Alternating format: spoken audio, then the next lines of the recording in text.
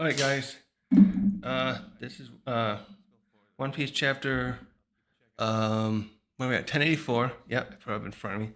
And holy shit, Oda, you know how to. Oh, I don't know. I don't. Let's just start with the. So spoilers ahead. Um, Let me pull up the other chapters here. Shoot, I should be downloading these. So this chapter now continues from the last one with this Reverie flashback. We see additional stuff that Oda has held off. So Reverie happened between, um, he did it between Whole Cake and Wano. So it was almost 200 chapters ago, I think. No, Wilder. No. You cannot rub your face on everything, sweetie. Sit. You sit there. There you go. It was like 880 in the anime, so 200 episode, almost 200 episodes, 180 episodes ago maybe, and a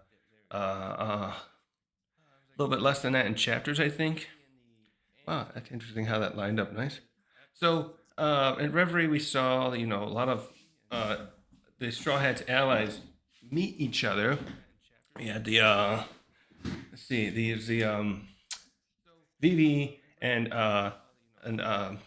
King Cobra and King Riku and Rebecca and the Tontata. What was that guy? There was other ones that helped. They're part of Luffy's. They're essentially part of Luffy's fleet now, right? God, I can't think of their names. I'll have to pull them up. So they're together, and we that's where we saw Cypher Pole Zero, and we saw Shirahoshi was there and Garp, and so in this last chapter though, pull it up here. Sabo is recounting events from his side, his viewpoint, and we're gonna get some additional stuff. We had some additional stuff, and we get more today in this Raw chapter. And I should clarify, this is not the official chapter, of course. Um, uh, pull it up here. So Sabo in the last chapter and this continuation of today is about the which Sabo and the other captains, except for Betty, that went to Reverie and they got Kuma back, and they officially declared war with the Celestial Dragons, and they attacked some stuff. They destroyed food reserves, and there was a cool battle with the captains holding off Fujitora and Green Bull quite well, I might add. It was Green Bull fighting, I think his name was Morley, or her name. It's because of her pronouns, right? Yeah, whatever. That's what they want to be called. I don't care. The how's this sound? I'm gonna check one more thing too. Is my mic too close? Sorry. Okay, yeah. So Morley and Food Green Bowl were going head to head. That was that was the best part of the chapter for me, was seeing Green Bowl, who we the Red Scabbards and Momonosuke could barely fight. He was going quite well, holding his own there, and so oh, that's right. I gotta rename that stream over here. Hold up a second. I did like a half hour of prep for this live stream, and I still forgot about that title for Twitch. So Salvo recounted to what happened there with their mission. So we saw the flashback. We see the stuff I just mentioned, the fight with Greenbow and Morley. Oh yeah, Lindbergh. I didn't elaborate properly, but Lindbergh was helping out too there by he was freeing slaves and leading them to the I think it was like the east end of the city they're in, the Celestial's home there, Dragon's home, and Celestial Dragon's home. And oh god, I just realized something too. Holy shit. Is that what's still going on? Remember how so Dragon, Luffy's son, father is leading the revolutionaries. And there's a theory I've heard people talk about where they think Luffy's mother could be a celestial dragon. What if that's why Dragon's using that name? What if that name is like a moniker, a nickname to to say he's a dragon, but he's not a celestial dragon. It sounds. I wonder if there's something there. I'll have to come back to that sometime. But so anyways, yeah, we see the flashback. Let's see what else was last in the flashback. So the last thing with the flashback, yeah, Sabo was while the others were holding off the admirals and doing the other freeing the slaves. The Sabo's in the castle, and he's there with he's looking for keys. That's right. He was looking for the keys. And then also we saw that that stupid Saint Charles and his dad were still looking for Shirahoshi. So yeah, that's not good. We see Shirahoshi. There was also this mystery where Shirahoshi's talking to someone very small. She's like holding up her hand, and see if I can see it. Yeah, and because of that, she's because she's talking. We don't know. It was so small. We can't see who she's talking to. So there's a mystery there. So yeah. And then we also saw Bonnie briefly in this chapter, the last chapter, for one panel. And the last thing that ended that's important to what we see in today's chapter, too, is King Cobra was about to have an audience with the Gorosei, and he's there with his. Unfortunately, he goes in by himself. He can't take Pell and I forgot his name again. The other bodyguard that was his main bodyguard from Alabasta. They were there. They escorted him up to the Gorosei's meeting room, and then he can't. They leave him there.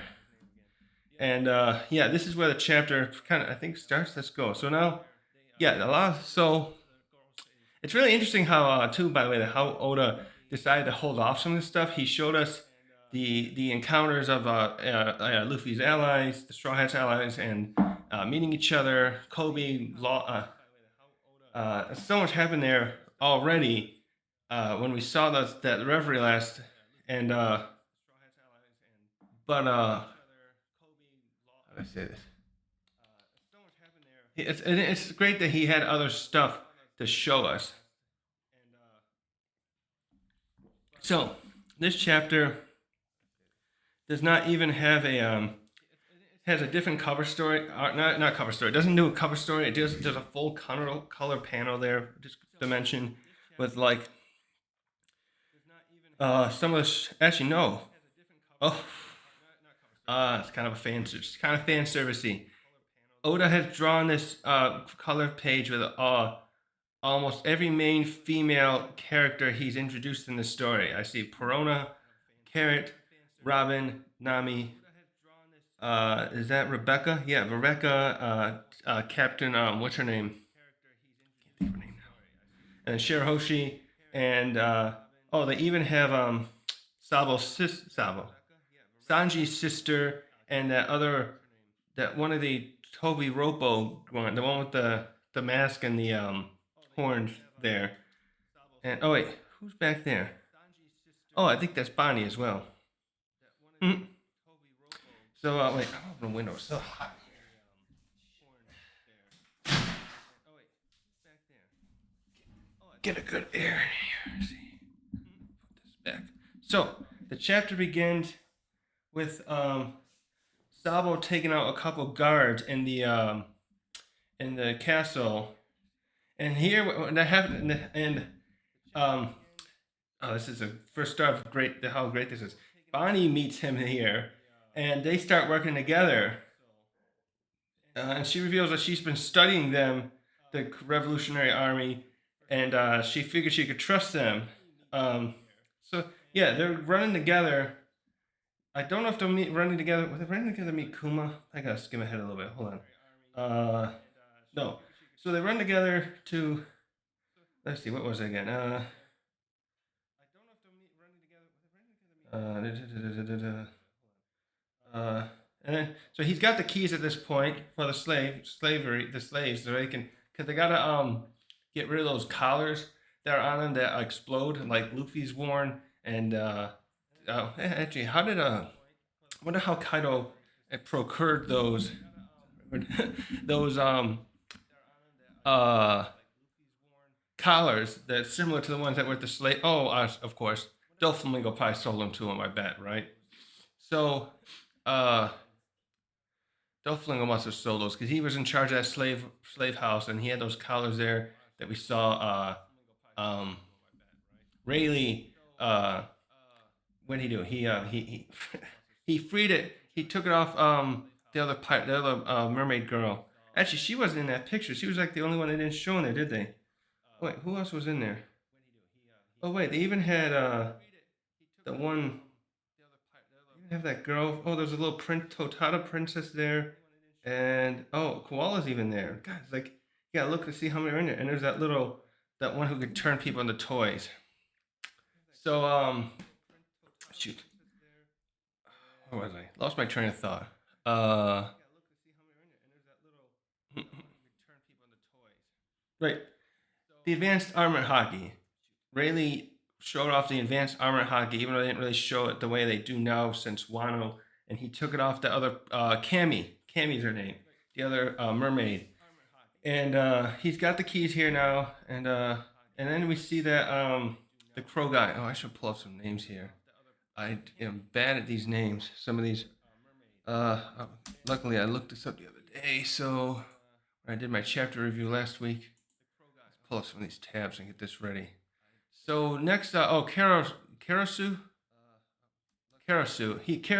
one of Karasu's crows comes and reports to Sabo, and so the mission is complete here, and he gives the keys, I think, to yeah, he gets the keys to Karasu so he can hand them off to Lindbergh, who's helping lead the slaves out of there, and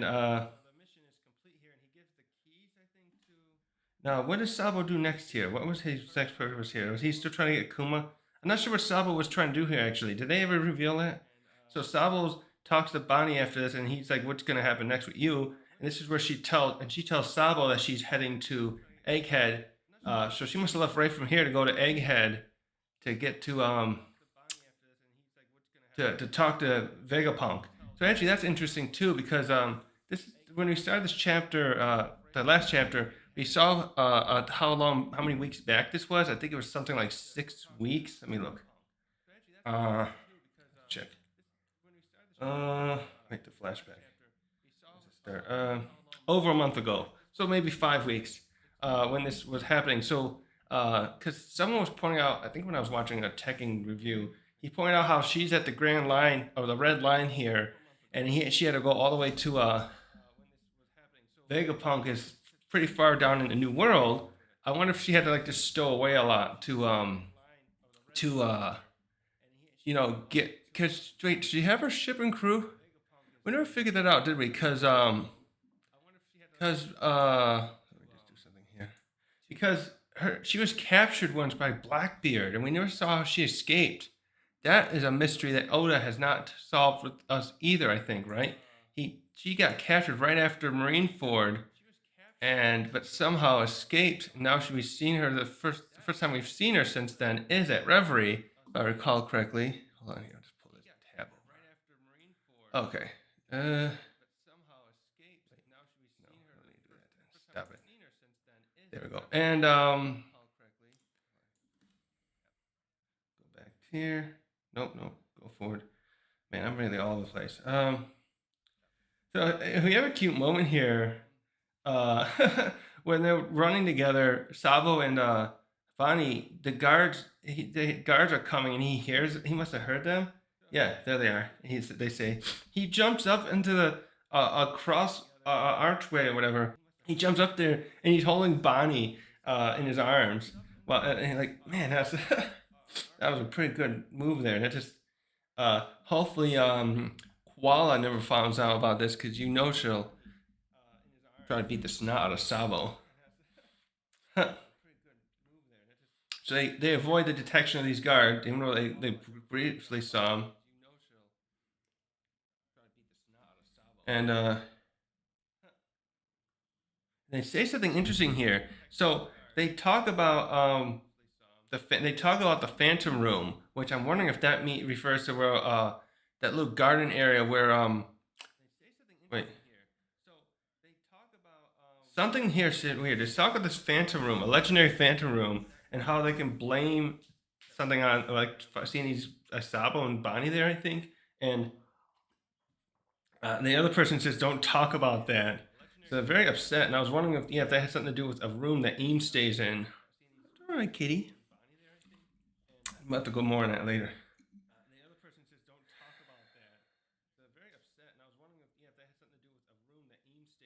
Oh, so then we end the scene with Sabo and Bonnie out in the forest, and they're splitting up now because he's the island where they're staying. I forget the name of it again. That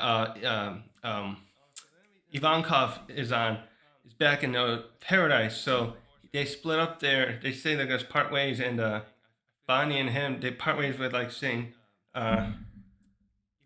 with Bonnie saying like, "Yeah, please look after my dad." She's not gonna be happy when she finds too happy, I guess, if they finds out he escaped. But there was nothing they could really do. Hmm.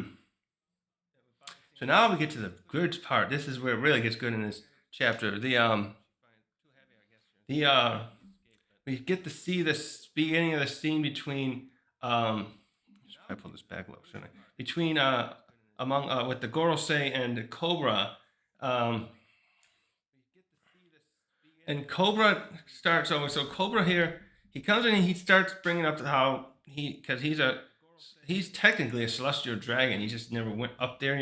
His family has stayed as the only one we found out. I think was that at Reverie we found that out at this part. I mean, in the last Reverie part before Wano, that he was the only family, the Nefertiris, that stayed and went back to Alabasta. And he elaborates a little bit on this here too. It's interesting. He points out about how that happened, and he points out again. Brings up again about the throne and how they installed the 20 kings and queens of the at the end of the void century, put the throne there, and it was a symbol that they would not they would have share power. So actually, that brings up a good question too. Why did the when did the Gorosei get formed?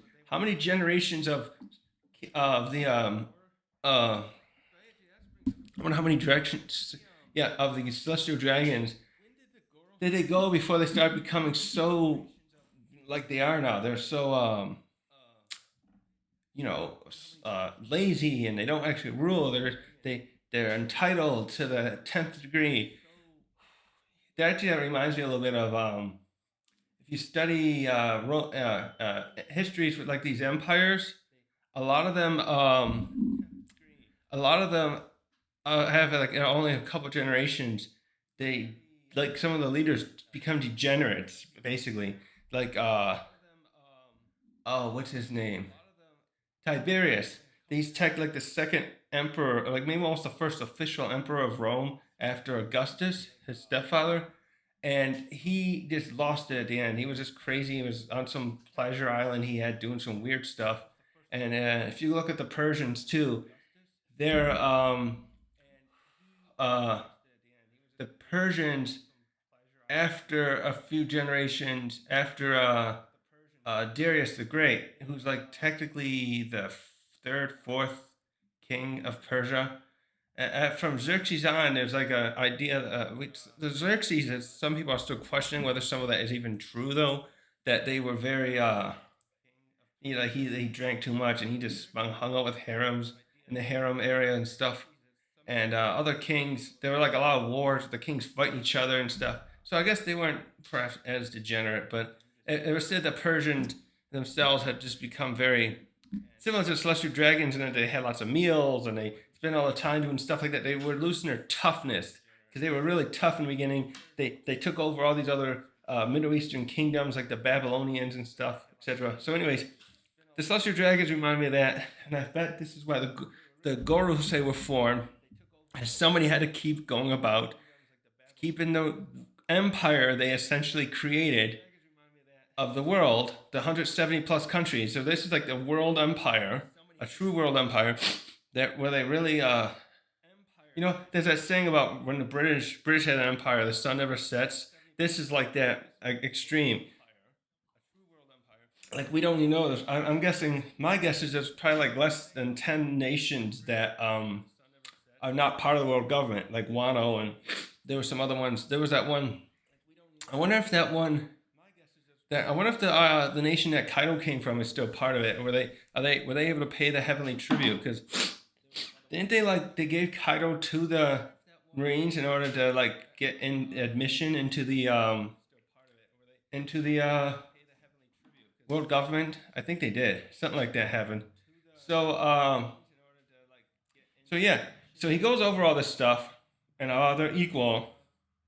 And then this is part two. He points out though they at the time they picked new families to rule here a little bit picky like that to rule these other nations on the that they left from. So we saw this for example with Dressrosa, with Doflamingo's family ruled it. His ancestor was part of the part of this the ones that defeated the ancient kingdom and went up to Reverie. They stayed up there until his father, they came down. So then we saw that his Rebecca's family, what's it, the Riku? Is that his first name or their last name? Her family became were handpicked here. It says to become the new rulers of Dressrosa and Alabasta. Well, in Alabasta's case, this is what the story's getting into. That didn't happen.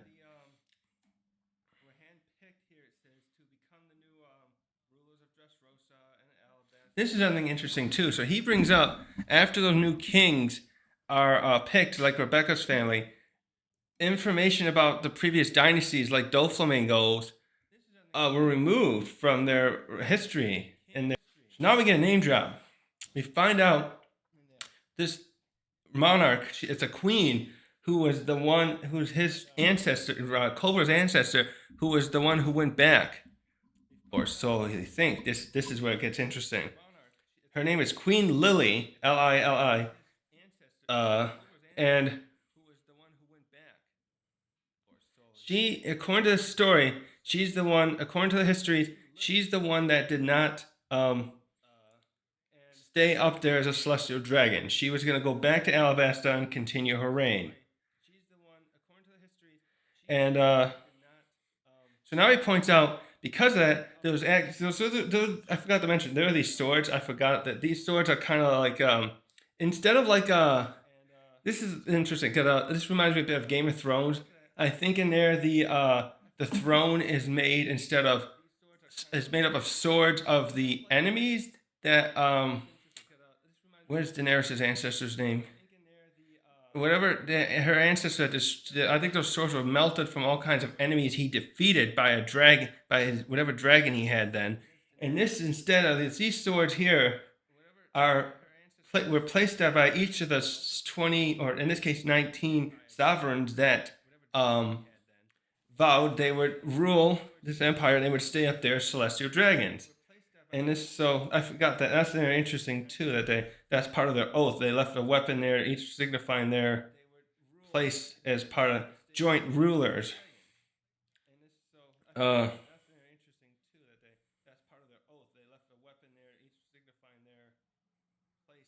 this is where there's a little badum here as well. So he ends his story there, and the girls say like, okay, what's your point? What do you want us here for? So her name apparently is not in. He says her name isn't mentioned once in their histories.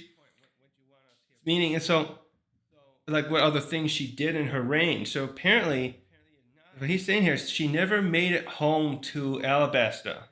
She didn't. Okay, that's how. Okay, I was gonna ask if she didn't. If she didn't rule, what ancestor? So that's right. So her brother, Lily's brother, must be Cobra's actual direct ancestor. Is the one that took over.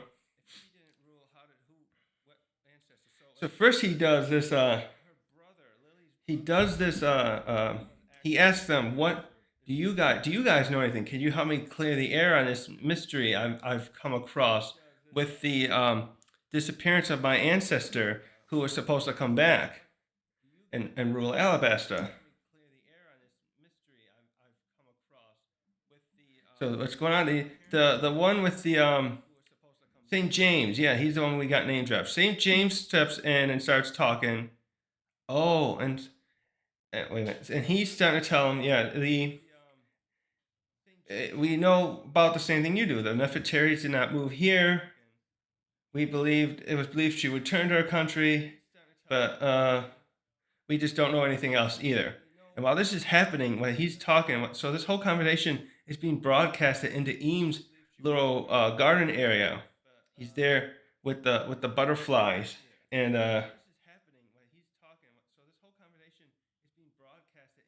oh, this is where it gets interesting too. So he switches. Cobra's suspicious of them. He does not believe what they that they're that they he does not believe that they actually are telling him the truth. And he switches up the questions and asks him what is the meaning of the D clan or the letter D. And this really gets their attention. By the way, we get actually no, they're not in the room of authority here. They're in. I forgot to mention. It's very important. This setup here is this. They're in front of the throne. They're at the bottom of the staircase where the throne is. Eames' throne. Wait, what's going on? Uh, what's going on? Come on. Why are you failing? I shouldn't be failing. How's it looking over there? YouTube's apparently having a problem with my stream. I don't know what to do about that, bud. I think I'm recording this. I'll upload this afterward as a separate video if you guys are having problems. So what happens next? He points out that even though he says that there is a letter that he has that's been passed down, has some information, and it doesn't. He doesn't. We don't get to elaborate in this bit here, and it cuts off there, and we jump to the next scene. And so apparently the Queen Lily knew something about the Will of D here, and this is probably where I'm thinking Cobra's signing his death warrant, but we'll get to that in a minute. Because now we jump to. Oh, I gotta pull up another tab too. Cause I know I'm gonna need this. Oh, what's their names? Luffy's.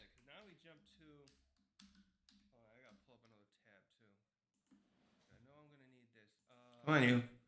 So now we jump over to where the friggin' that dopey ass celestial dragon. What's his name again? He's got Kuma with him now, right? Where they want, yeah, because his father was riding Kuma. This is right before Kuma's captured too. Oh, where's their names? Sai. So, so the friggin' this what's his name has Kuma with them, and they've chained up poor Shirahoshi here. Wait, I should switch this over this way. This is a full page panel. Actually, what am I thinking? I should have this up on there. Dumbass. Hold on a second.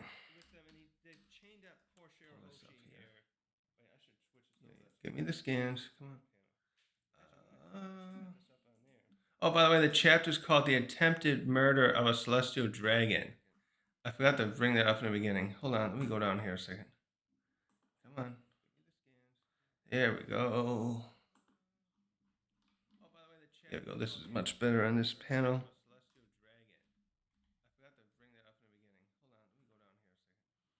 No, come on. Oh, wait, I know what to do. This will work better. Full screen. So, yeah, Kuma's there, and he's got Shirahoshi chained up. So this must be it looks like it's in the same spot. So he just brought back reinforcements this time instead of. So yeah, last time he had that other slave who was dressed up in a something over his head, a bag. Now he's brought back Kuma with him. He's got his father there as well. Charles, yeah. And he's got there. Yeah, it looks like they're in that same open area where all the kings and queens are. We're all talking and probably having a little finger food and all that stuff. And the other kings and queens, she's begging for someone to help her there. And it looks like at this point, her friends, Rebecca and everyone, are gone. They must have walked away for a little bit, thinking everything was okay. And it's stupid. Oh my god, you really Oda does a good job drawing Charlos in this spot too. It's just sickening looking though. and he's all talking about, oh, I wonder how. What do I feed a mermaid? I'm gonna ride you all the time. She's planning on using her like they do a Kuma, and he's like threatening too. Like if you don't listen, I'll make sure you know what pain is. He basically says. Oh yeah, and then they elaborate here. Yeah, she's gone. The others, yeah. One of these other people mentioned how her father, Neptune, is it? Is his name Neptune in here? And the others are gone, and that's why they didn't see anything happen. And then they just run away. These freaking coward kings just leave, especially because like one of them even says like, "Oh, it doesn't matter. We got no vested interest in this because she wasn't gonna marry any of us." So I'm thinking, well, okay, so if you proposed to her and she had she had accepted, would you have tried to help her a little bit then? Uh, One other thing.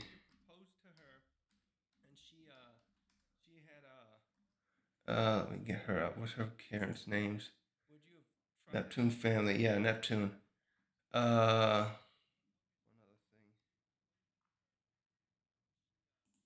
let's get their names in a second. Oh yeah. So luckily though, someone must have either because of the noise. I'm guessing her big brother, the big buff one, Fukaboshi, shows up and is ready to take to fight back here, and he's like he's there. He's like ready to free her, and he's like, we're to get you out of here and get the hell out of this place. This place is rotten." Actually, that's very appropriate because he realized he didn't fully know, but when they were transporting, coming over on that conveyor belt, escalator, whatever thing, he recognized or felt that there was something wrong. We saw the slaves there, so yeah, he wants to get the hell out of here. Especially now this is twice in a row they tried. Charlos is here. Uh, so friggin' Charlos though, he figured this was gonna happen, and he orders. That's right. The other brothers are there too in the next panel. He orders Kuma to take them out. So Kuma fires one of his laser beams at them, and blows them away from him. And oh, it looks like a bunch of other those kings were taken out too.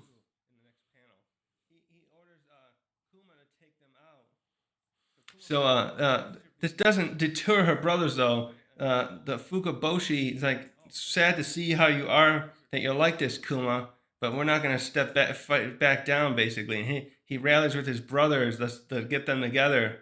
Uh, and and then Charlos apparently doesn't. You can tell Charlos doesn't care. He yells at Kuma to get them and just kill them anyways because I don't care if they're royalty. They're just fishmen. And then now this is where then Rebecca and Sai from what's his name from what's he from what's that kingdom again? Him and his grandfather, the one that Luffy fought. Hold up a second. Chinjiao. Okay, the Habo Navy, right? Um, Him and Rebecca and I think Leo's there. And there's some other Tontados all show up, seeing what's happening. Uh, and Sai goes up. Sai talks to that other Celestial Dragon that knocked out Charlos before. He comes out with Sai, and Sai asks him permission to stop them. And Sai and what's that guy's name? Mosgard.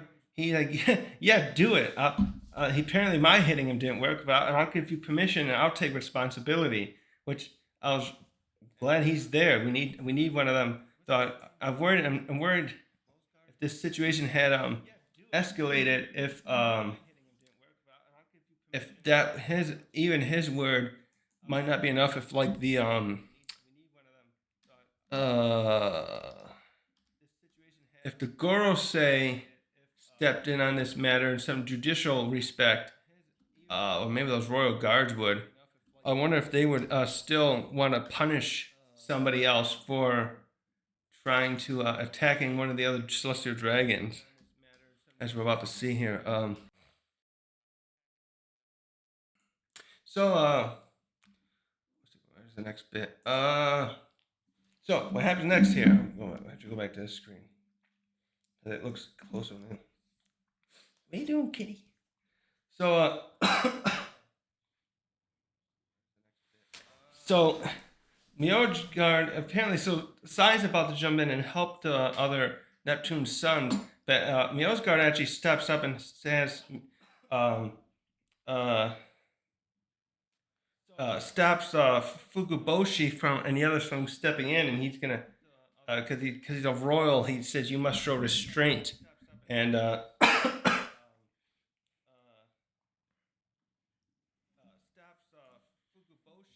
oh, so but Mjolnir reasons with him and says, "Let Sai do this now because I guess yeah, Sai's a I guess Sai's cut ties with his country. He's technically a pirate now." And Mjolnir says, "Let them don't do this because you'll just get your Fishman Island in trouble as well if you attack a celestial dragon." So yeah, they're pirates. So freaking who's there?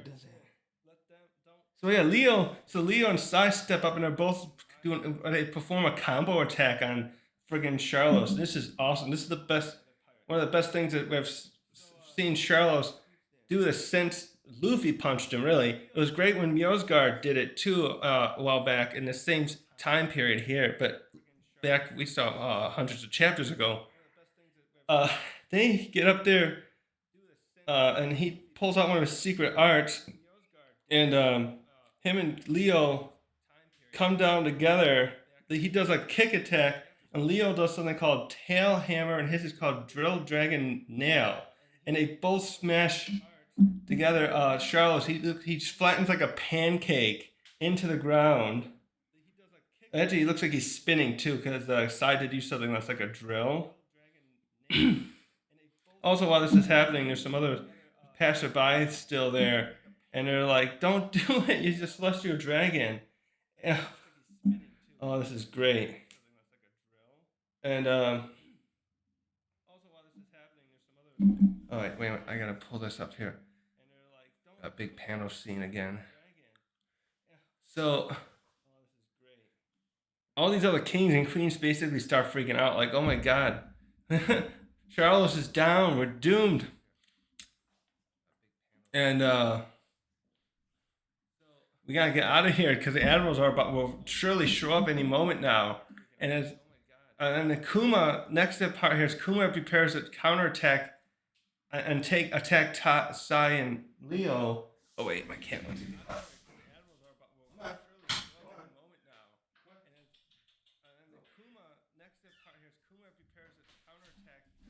So right as Kuma's about to attack them, Marley shows up out of the ground, or Morley, I should say, and she grabs Kuma and pulls her into the ground, I think. And yeah, he grabs him,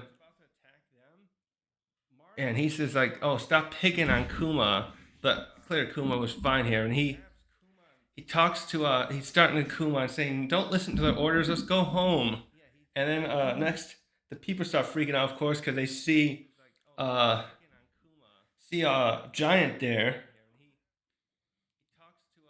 So as they're freaking out, and then as that happens, Kurosu has a messenger crow come over. Pinky, coming in, push it. Come on. These cats. Kurosu has a crow there, and it tells Morley that it got the keys. And then some other people start realizing that this is the Revolutionary Army's here. So this must have been like one of the first incidents they did. They got there. No, wait, no. They already did this all this stuff. Duh. So wait, if this is happening right now, I wonder if the explosion we saw in the last chapter is already happening? It must have been, right? Probably about the same time. And I'm just wondering if these kings and queens aren't aware that that other stuff's happening in the other part of the city with the explosions and the admirals already being there. Oh crap! He's gonna knock that down. So actually, I noticed they do a nice full pull-out shot here, and you can see that Morley's there, right? He pulled up right in front of Shirahoshi, where Shirahoshi was chained up, and grabbed Kuma. So The scene ends here with Karasu and Morley escaping underground with Morley's power with Kuma in tow to escape. And the last scene too is just uh, what's that guy's name? The Charlotte's father looking at his son, who's all flattened out looking still. What's his name? Oh, that was Roswald. Roswald? Something like that. I think someone said Walls. So, and the scene also ends with just Sai and Shirahoshi in surprise at seeing what just transpired with a giant stealing Kuma and disappearing on the ground. So now we get to the last scene of the chapter. This is good. Yeah, I was not ready for this. Boy, I want to have a lot to talk about in this. I know everyone else is going to. We resume back to a very short scene here with Cobra and the Gorosei, and Eam is shown up. She's coming up him, up the stairs, on the side stairs that we saw her use before, when the Gorosei bowed to him, or her, whatever, earlier, and the Gorosei are surprised. They probably didn't realize that Eam was listening. And they're like, Eam, what are you doing? Cobra's still here. And Eam looks at Cobra, and Cobra's freaking out, like, oh my, what the? Someone's on the throne? And Eam just looks at Cobra, says one word, Lily, and then sits down on the throne. End. Break next week. Oh. Let's let this sit in a minute. This is probably Lily, the queen of the world. I don't think she went back to Alabasta. She didn't say why. She was secretly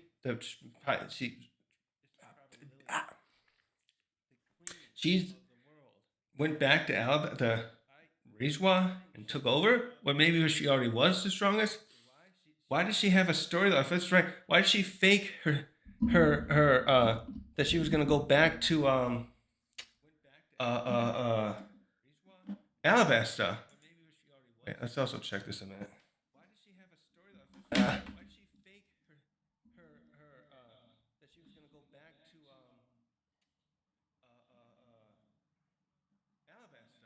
Yeah, that's good. Okay. She just almost looks like in this same scene now too. I don't know if Oda did this purposely, but you got Eam still, and she's still in a silhouette. I'm gonna assume it's a she now. I'm assuming it's she. So some people are saying that already. And what were some of the clues people were using? Was it the way she walked or her feet? That Eam was a woman a while back, and I think those people are right. What I want to point out is in the silhouette on the throne, she's got a crown, the really tall crown, and then after that, it looks like I'm thinking that's her hair. That's what's also making me feel like it's a woman. And then the way the gown thing, she's wearing something that's like a dress. It's very wide over where her legs are. I don't know. I'm just feeling like this is a woman now. Oh my gosh, she's gonna. So this is why Cobra was probably killed too, right? Did the girl? Well, unless Eam did it herself. So this also must be where Salvo's about to walk in on this, and he sees. I wonder if he sees Cobra. Does he see Cobra get held? I wonder, or if he's just there right after it happens, and Eam's still there, because we know he saw Eam. That's when he was broadcasting to the dragon, Lelucia, before the weapon took out the island. But he was already flown away, actually, so good there. Oh wait, there's something about different names.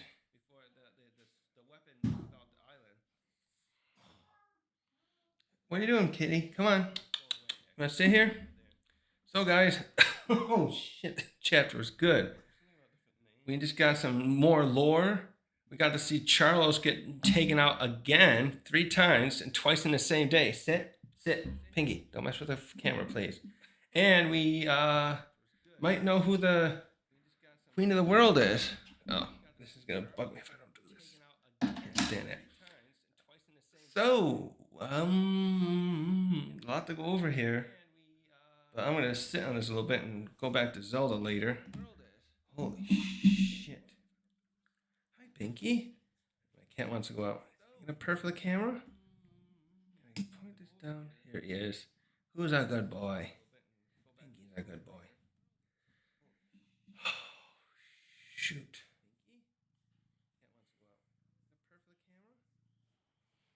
Yeah. Also, going back here, you can tell when when Cobra brought up the question about the will of D or the D clan, the look on um the look on the faces of the girls, especially the one that looks like I'm gonna borrow Tekking's nicknames, um, Samurai Gandhi, and when he calls Sabo no Sanji's uncle, they look especially menacing when he brought up that question.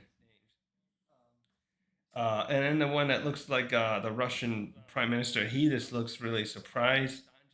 And then the other two, James, is that guy's name? Saint Jay. Jay looks very like, oh shit, this is not going to go well. And then the last guy too kind of looks similar to that. Oh shit. Oh boy, oh boy, oh boy. What's that? Oh, my cup I left on the floor.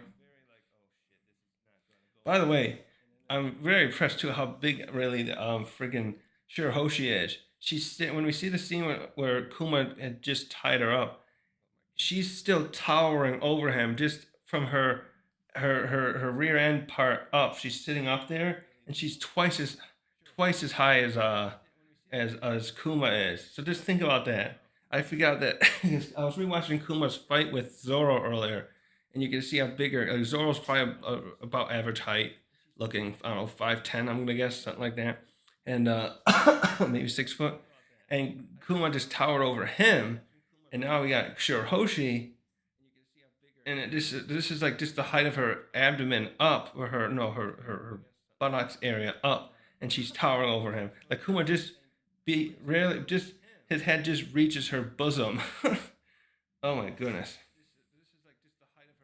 I kind of wanted to see her brother take out that guy though, but it was better what Myojar did, having Sai and Leo step in.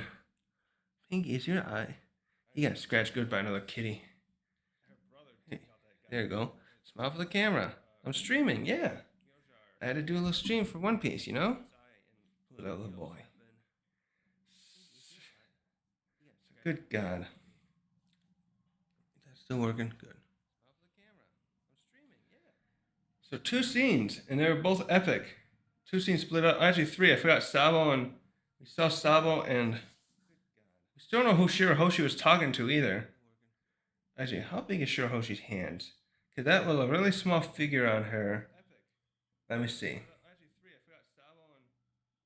Can't really tell. Whoever she was talking to had to be pretty small, actually. Because the way, if I'm getting a good size depth there, her hands look like they could, whoever was standing on it could not be a regular height. Because they would, what do you call it?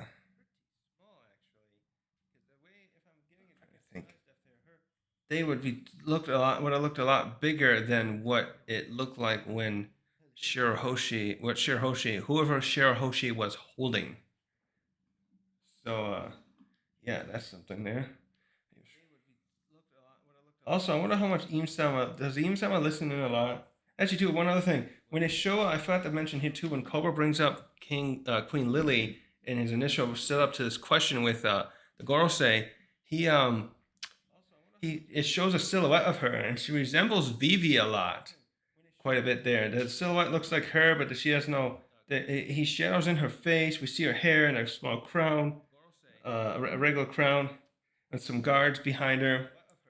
Actually, that's right too. That thing else I want to bring up because after I read this, I was watching the episode where she showed up. Eames showed up the first time, and alongside like Blackbeard and was it Luffy too? She was looking at these pictures of characters. She had Vivi's picture there. Now we can probably guess why. Uh, yeah, Maybe it looks like she's a spitting image of her, possibly. Maybe if she is the. Also, I'm wondering if Oda has an angle here where he might be going for the uh might be going for a pharaoh, ancient Egyptian god or something like that, because the Nefertiti is in reference to what was that? One of the pharaohs, and the whole Alabasta thing is like ancient Egypt, or Egypt with ancient ruins, like it is today.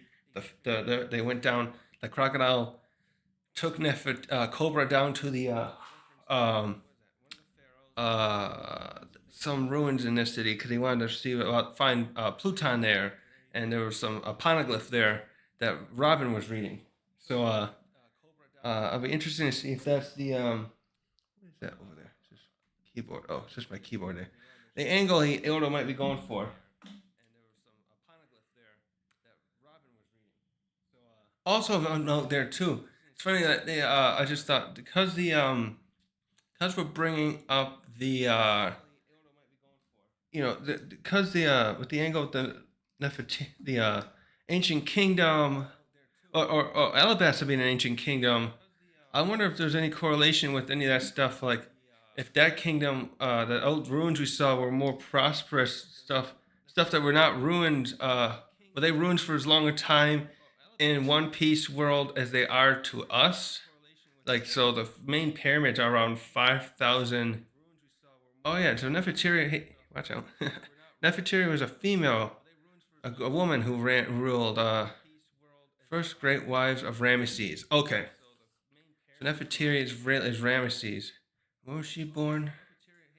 Uh, about she died in 1255 BC. Ramesses II. Hello, Pinky. I look at the camera. Yeah. So, geez, I think I'm gonna end the stream here. Re-upload this as a video too. My edits. And yeah.